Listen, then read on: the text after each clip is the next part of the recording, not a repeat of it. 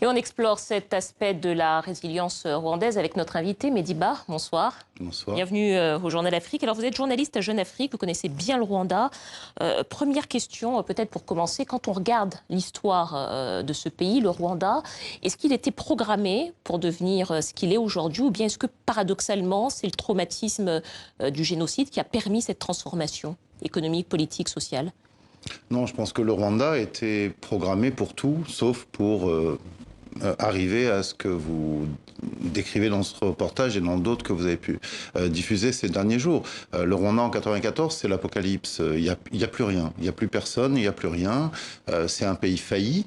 C'est un pays où les gens sont soit morts, soit en exil. Donc ça veut dire que toutes les professions clés, tous les secteurs de l'économie, de la politique, de l'administration, sont soit exterminés par le génocide, soit en exil au Zaïre notamment, ou dans les pays limitrophes. Donc non, je pense que c'est vraiment une histoire qui n'était pas programmée.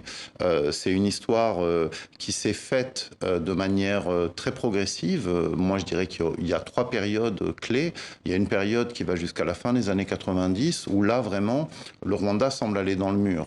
Hein, c'est-à-dire que il n'y a plus personne, il n'y a plus rien, il y a une économie de troc, et puis il va y avoir quelque chose qui va se passer à la fin des années 90, où face à une incapacité à rebondir, il va y avoir un jeu politique qui va se créer.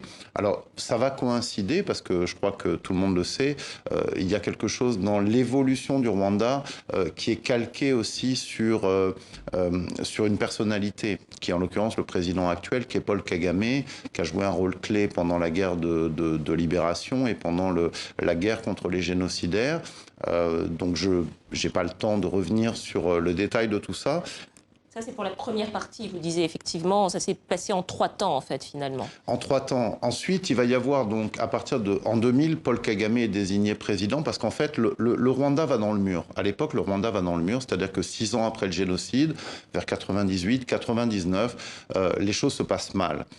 Et il y a beaucoup de grogne à l'intérieur, y compris du parti État, qui est devenu le FPR, donc la rébellion, l'ancienne rébellion de Paul Kagame. Et là, il va y avoir une sorte de sursaut qui va essayer de tracer les lignes du Rwanda qu'on connaît aujourd'hui. Alors, les lignes du Rwanda qu'on connaît, si je les résume, c'est la reddition des comptes de la part des administrations publiques, la lutte pour la bonne gouvernance, contre la corruption, etc.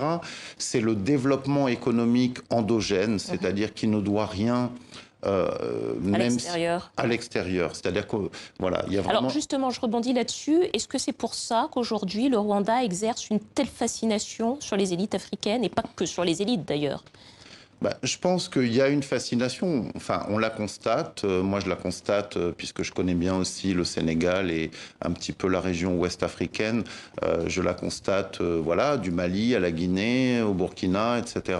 Il y a quelque chose au Rwanda qui effectivement donne l'impression aux ouest africains, et c'est aussi le cas ailleurs en Afrique, qu'il s'est passé quelque chose. Je pense qu'il y a un leadership au Rwanda qui est une chose, c'est-à-dire qu'il y a quelqu'un qui a une vision politique et qui a des méthodes qui semblent hériter de la guérilla, c'est-à-dire de la guerre, et d'une discipline très militaire. D'une discipline très militaire, il nous reste peu de temps, mais vous donnez finalement les principales recettes en fait, hein, du modèle Kagame. Peut-être dernière question, est-ce que ce développement qui est assez discipliné, il se fait aussi au détriment d'autres choses, notamment de la démocratie, des droits de l'homme, comme on a pu l'entendre beaucoup? En quelques mots. Alors, il y a bien sûr énormément de critiques que tout le monde connaît, hein, c'est-à-dire qui sont faites au régime rwandais et qui sont faites à ce modèle très particulier. Moi, je pense que ce modèle, et là aujourd'hui, beaucoup de journalistes sont sur place et peuvent en témoigner, ce modèle est très atypique en Afrique, effectivement. Je ne crois pas qu'il existe beaucoup de modèles en Afrique où on puisse atteindre un fort niveau de développement avec... un très faible niveau lié aux droits de l'homme. Donc, il faut quand même comprendre qu'il y a quelque chose de très atypique dans le modèle rwandais. Dans le modèle rwandais, voilà, absolument. Merci beaucoup, Mehdi Ba, journaliste, spécialiste du Rwanda, journaliste à Jeune Afrique. Merci d'avoir répondu à nos questions.